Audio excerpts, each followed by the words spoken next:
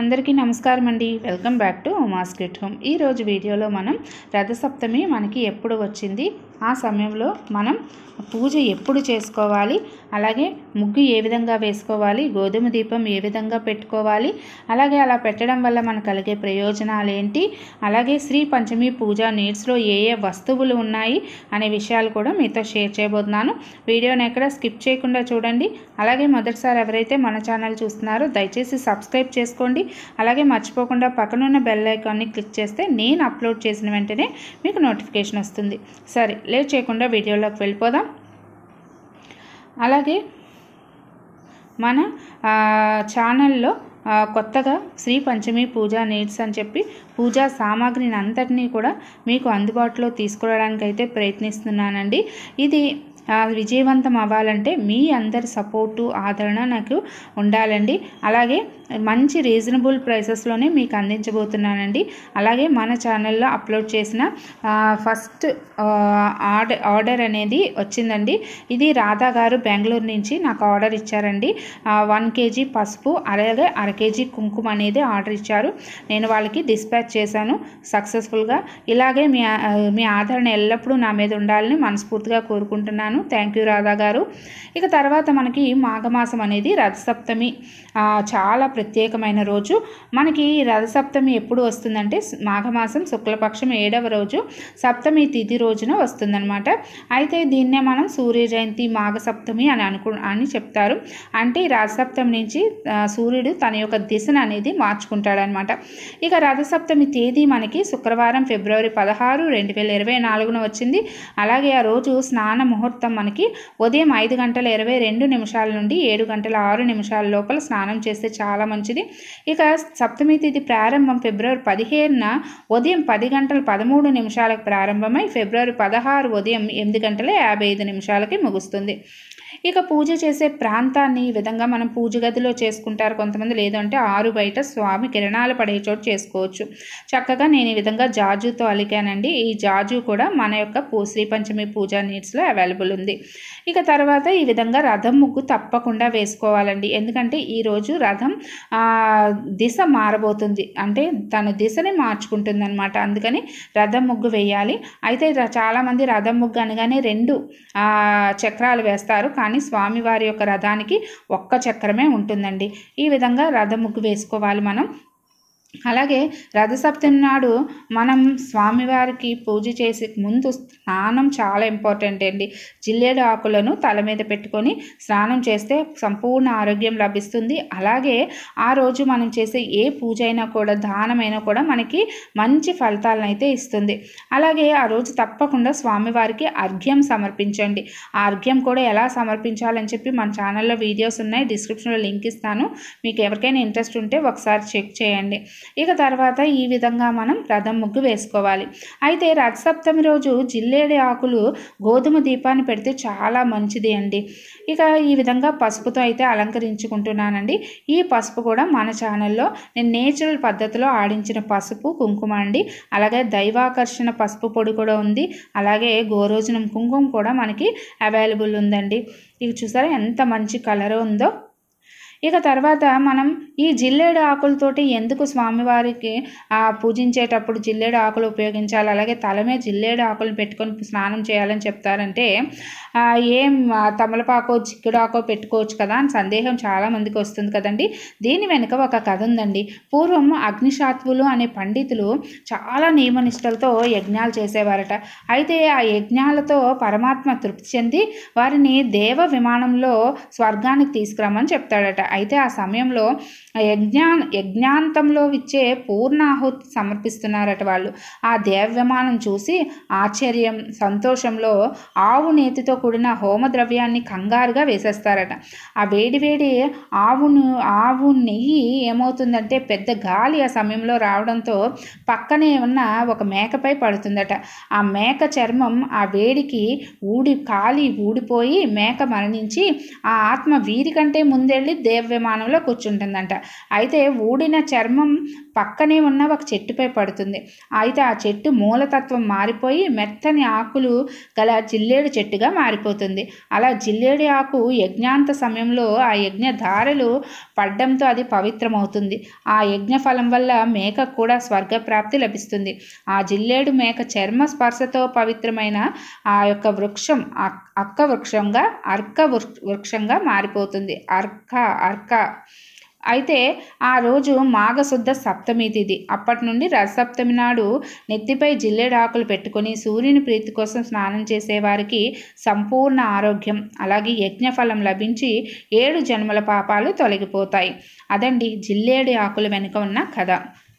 ఇక నేను 7 జిల్లేడు ఆకులు పెట్టుకున్నానంటే స్వామివారికి 7 సంఖ్య అంటే చాలా ప్రీతికరం కాబట్టి ఈరోజు మనం సమర్పించే నైవేద్యం అవ్వచ్చు, అలాగే ఈ జిల్లేడు ఆకులు అవ్వచ్చు 7 పెట్టుకోవాలి. తర్వాత స్వామివారికి సంబంధించిన ధాన్యం ఏంటి అంటే గోధుమలండి. అందుకని ఒక కొంచెం గోధుమలు అనేది ఆ మధ్యలో వేసుకోండి. ఆ తర్వాత ఒక మట్టి ప్రమిద, కొత్తదైతే చాలా మంచిది, లేదు అంటే పాతదాన్ని కూడా శుభ్రం చేసి చక్కగా పసుపు కుంకుమలతో అలంకరించుకొని ఈ దీప జ్యోతి మొదటిది సూర్యుడికి కనబడే విధంగా పెడుతున్నానండి. ఇక తర్వాత మధ్యలో మీరు వీలైతే ఆవు నెయ్యి కూడా వేసుకోవచ్చండి. కుదరని వారు నువ్వుల నూనె కానీ కొబ్బరి నూనె కూడా మీరు యూజ్ చేసుకోవచ్చు. ఇక స్వామివారికి 7 సంఖ్య అంటే చాలా ప్రీతికరం కదా, అందుకని నేను ఇక్కడ 7 సంఖ్యలో ఒత్తులు వేస్తున్నానండి. అయితే ఇవి ఎర్రని ఒత్తులు అనమాట. స్వామికి ఎర్రని ఒత్తులు అంటే చాలా ఇష్టం అండి. అంటే ఎర్రని ఒత్తులని కాదు, ఎర్రని రంగు అంటే చాలా ఇష్టం. ఈ 2 ఒత్తుల్ని ఒక ఒత్తిగా చేసి నేను ఇక్కడ మొత్తం ఒకటి స్వామివారికి 7 గుర్రాలకి 8 ఒత్తులు అయితే వేస్తున్నానండి. ఈ ఒత్తులు కూడా మన శ్రీ పంచమి పూజా నీడ్స్లో అవైలబుల్ ఉన్నాయి. ఇక ఈ విధంగా 2 ఒత్తులను కలిపి ఒక ఒత్తిగా చేసి నేను ఈ దీపంలో అనేది వేస్తున్నాను. ఇంత పెద్ద దీపం పెట్టినప్పుడు ఎక్కువ నూనె పడుతుందేమో అని సందేహం ఉన్నవారు కొంచెం నూనె కూడా వేసి ఒక అరగంట సేపు వెలిగినా చాలండి. రోజంతా వెలగాల్సిన పని లేదు. మీరు ఒక అరగంట సమయమైనా వెలిగించండి. ఎందుకంటే సంవత్సరానికి ఒకసారి వచ్చే ఈ అద్భుతమైన రోజు అనమాట ఈరోజు. మనకు ఈ విధంగా చిన్న పీట అనేది తీసుకోండి. ఈ పీట కూడా మన ఛానల్లో మన శ్రీ పంచమి పూజా నీడ్స్లో అవైలబుల్ ఉన్నాయండి. చక్కగా చిన్న పీటలు అనమాట. చిన్న చిన్న విగ్రహాలు పెట్టుకోవడానికి, ఇలాంటి పూజా సమయంలో వాడుకోవడానికి అందంగా ఉన్నాయి కదా. ఈ పీటను నేను ఒకటి తీసుకొని ఇక్కడ పెట్టానండి. దీనికి కూడా పసుపు కుంకుమ పెట్టుకున్నాను. ఇక దాని మీద ఒక ప్లేట్ అనేది తీసుకొని దానికి కూడా పసుపు కుంకుమ పెట్టుకుంటున్నానండి. ఆ తర్వాత ఒక తమలపాకు తీసుకొని దాని మీద పెట్టి దాని మీద కొంచెం పసుపు కుంకుమ అక్షంతలు వేయండి. ఇక్కడ స్వామివారి ప్రతిభని, అలాగే స్వామివారికి ఇష్టమైన లోహం రాగి నాణాన్ని ఇక్కడ పెట్టబోతున్నానండి. అందుకని ఈ విధంగా సిద్ధం చేసుకుంటున్నాను. అయితే ఈ భగవాన్ యొక్క ఈ ప్రతిమని మనం పూజలో పెట్టుకొని పూజిస్తే చాలా మంచిదండి. ఇది కూడా శ్రీ పంచమి పూజా నీడ్స్లో ఉంది. అలాగే ఇది రాగితో చేసిందండి. ఈ రాగి అంటే స్వామివారికి ప్రీతికరమైన లోహం అన్నమాట. రాగి అనేది చక్కగా ఈ రాగి దాన్ని కూడా శుభ్రం చేసుకొని దీనికి కూడా పసుపు కుంకుమ పెట్టుకొని మనం పెట్టుకోవచ్చు. అయితే దీన్ని తగిలించడానికి కూడా మనకి చిన్న రింగ్ అనేది ఇచ్చారు. పూజ అయిపోయిన తర్వాత మనం పూజ గదిలోని మేక్ కానీ లేదు అంటే చిన్న మనకి ఉంటాయి కదా స్టాపర్స్, అవి కూడా పెట్టి మనం అనేది దాన్ని తగిలించుకోవచ్చు అనమాట.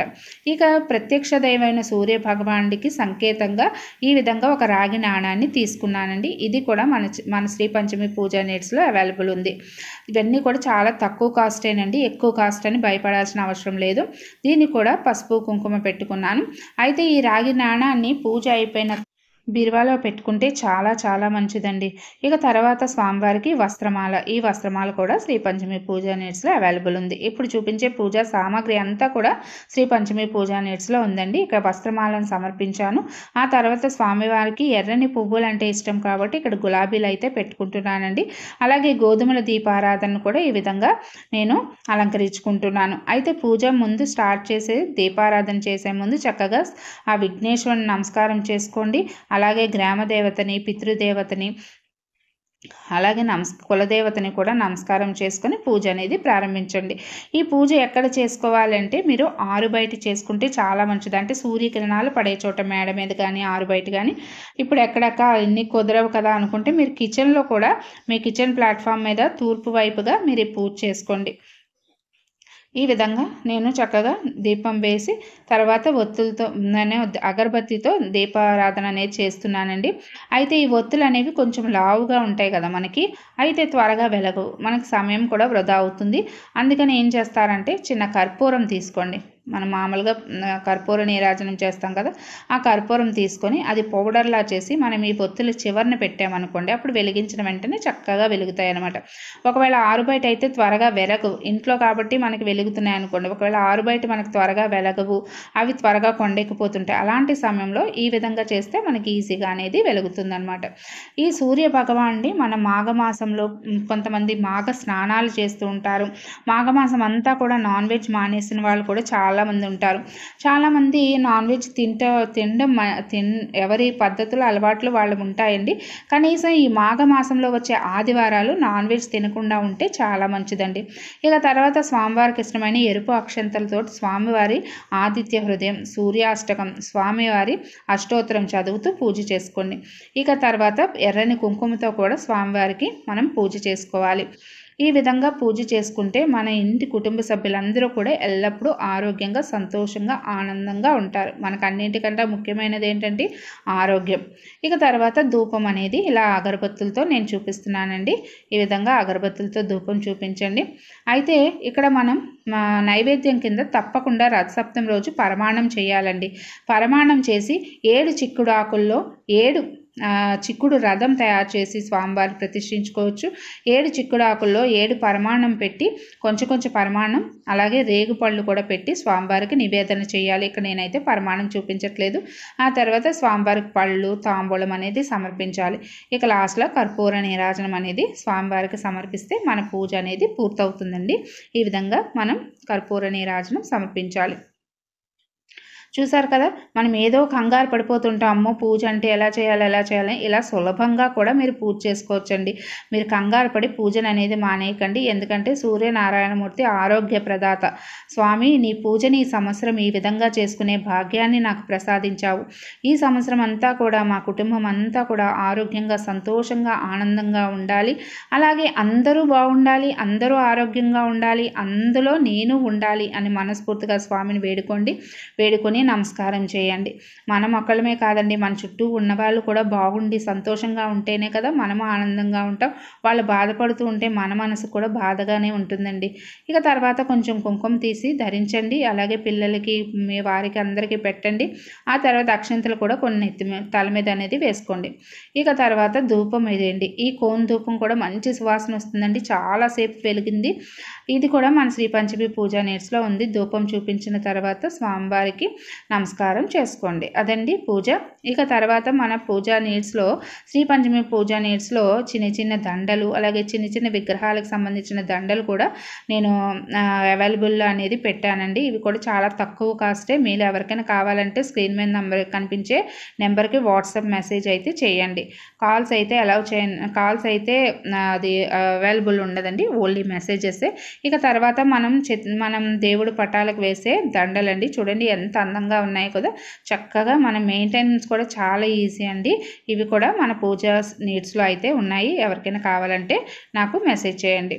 అదండి రథసప్తమి పూజా విధానం. సింపుల్గా ఈ విధంగా చేసుకోండి. రేపు తప్పనిసరిగా ఉదయం 8:55 లోపల పూజను అనేది ముగించుకోండి. ఇప్పుడు మీకైతే ఈ విధంగా నేను కిచెన్లోనే చూపిస్తున్నాను. మాకు కిచెన్లో డోర్ తెరవగానే స్వామివారి కిరణాలు అనేవి నేరుగా పడతాయండి. అందుకే ఇక్కడ చూపిస్తున్నాను. వీలైన వాళ్ళు ఆరుబయట కూడా మీరు ఈ పూజను అనేది చేసుకోవచ్చు.